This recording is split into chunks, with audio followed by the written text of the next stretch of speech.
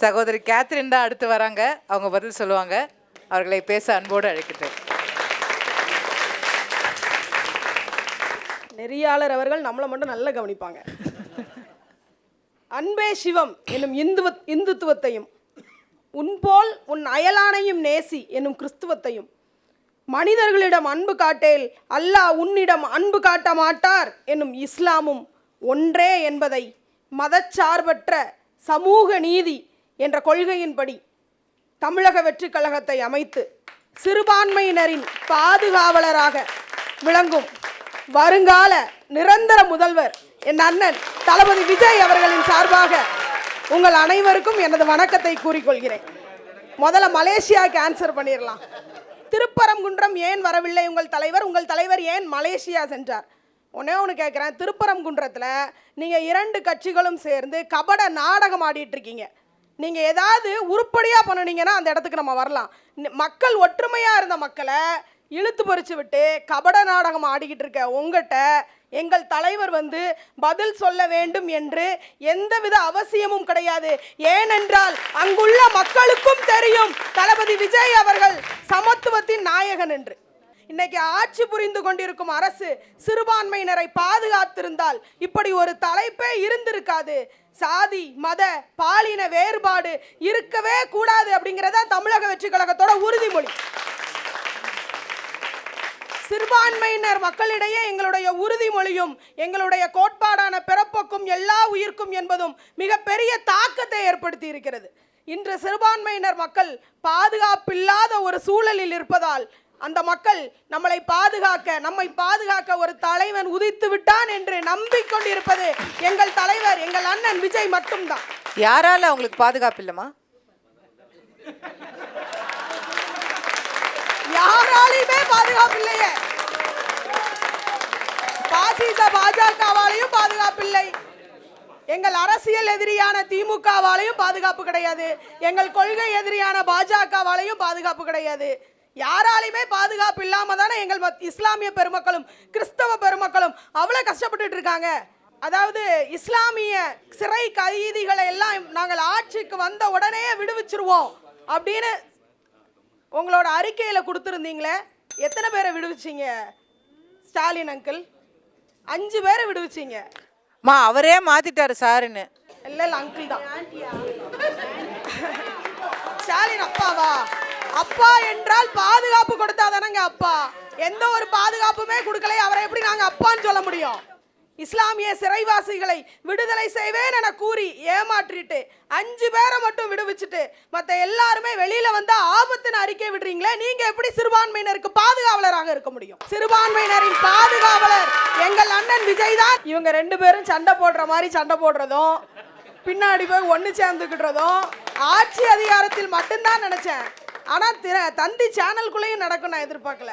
நல்லா வருவீங்க 2 பேரும். அட சண்டை போடாதீங்கப்பா, சண்டை போடாதீங்க.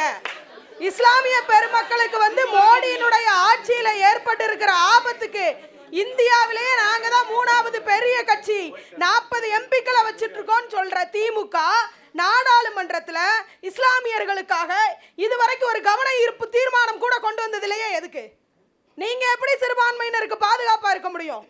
வகுப்பு சொத்துக்களை மீட்டு தர்றோம் அப்படின்னு நீங்க வாக்குறுதி கொடுத்தீங்களே. வக்ஃபோர்டு திருத்த சட்டத்திற்கு எதிராக போராட்டம் நடத்தியவர்கள் தமிழக வெற்றி கழகத்தினர். அதற்காக வழக்கு முதலா தொடுத்தது தமிழக வெற்றி கழகத்துல இருந்துதான். RSS அப்படிங்கிற சேவை இயக்கம் சமூக நீதி இயக்கமா மாறினதுக்கு காரணமே கலைஞர் கருணாநிதி அவர்கள் தானே. நீங்க எப்படி சிறுபான்மையினருக்கு பாதுகாப்பா இருக்க முடியும்? சட்டமன்றத்தில் இஸ்லாமியர்களை தீவிரவாதி என்று சொன்னதும் திமுக காரணங்க தானே. இஸ்லாமியர்களை தீவிரவாதி என்று குறிப்பிட்ட திமுகவினர் எப்படி இஸ்லாமியர்களுக்கு பாதுகாப்பாக இருக்க முடியும்? 7% உயர்த்தி சிறுபான்மையினருக்கு தருகிறோம் என்று கூறினீர்களே. உங்களது ஆட்சி முடிய போகிறதே, இன்னும் 4% மறந்து விட்டீர்களா ஸ்டாலின் அவர்களே?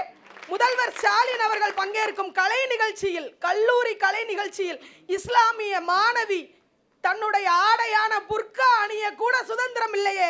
நீங்க எப்படி சிறுபான்மையினருக்கு பாதுகாவலரா இருக்க முடியும்? சிறுபான்மை சிறைவாசிகளின் விடுதலைக்கு எதிராக வாதாடுவது உங்க திமுக வக்கீல்கள் தானே. இஃப்தார் நோன்புன்னு ஒன்று நடத்தினாங்க திராவிட முன்னேற்ற கழகத்துல.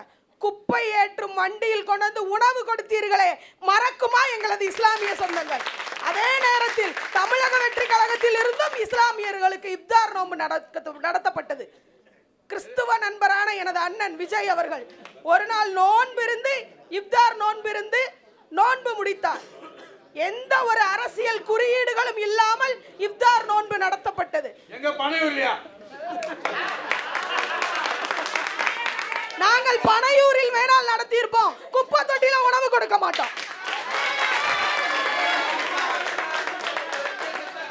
உங்களுடைய எம்பிக்கள்ல எத்தனை இஸ்லாமியர்கள் இருக்காங்க?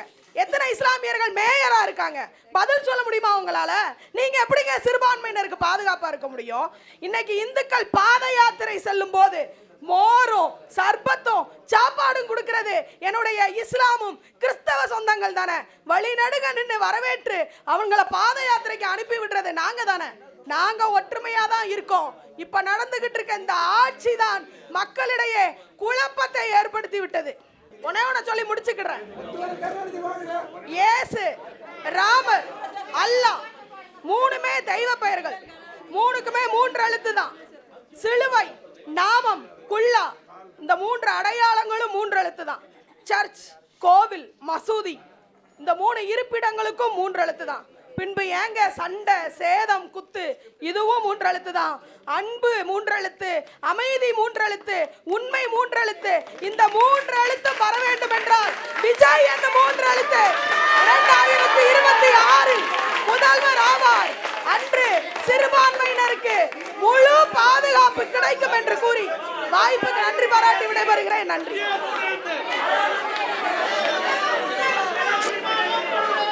ஒரு கோடியே 25 லட்சம் மனங்களை வென்ற தந்தி டிவி யூடியூப் சேனல். தவிர்க்க முடியாத தம்ப்நெயில்ஸ், கலக்கலான கான்டென்ட்ஸ்.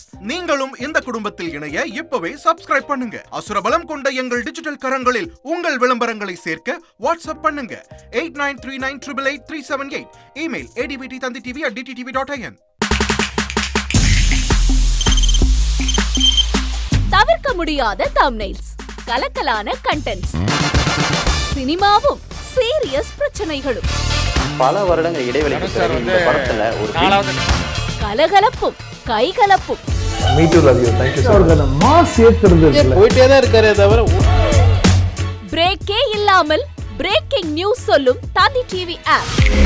இன்ஸ்டா தலைமுறை வரை இறங்கி அடிக்கும் தந்தி டிவியின் டிஜிட்டல் எக்ஸ்க்ளூசிவ். அது தண்ணிக்குள்ள போகும்போது ஹேங் ஆயிடுச்சு. உங்களுக்கு விஜய் சார் எந்த அளவுக்கு ரொம்ப பிடிக்கும்? Of course, Malayalis are huge Vijay sir fans. 2 பேருமே ரொம்ப பிடிக்கும் எனக்கு. தந்தி டிவி ஆப்பை இலவசமா டவுன்லோட் செய்யுங்க. ஃபாலோ பண்ணுங்க, சப்ஸ்கிரைப் பண்ணுங்க, என்ஜாய் பண்ணுங்க.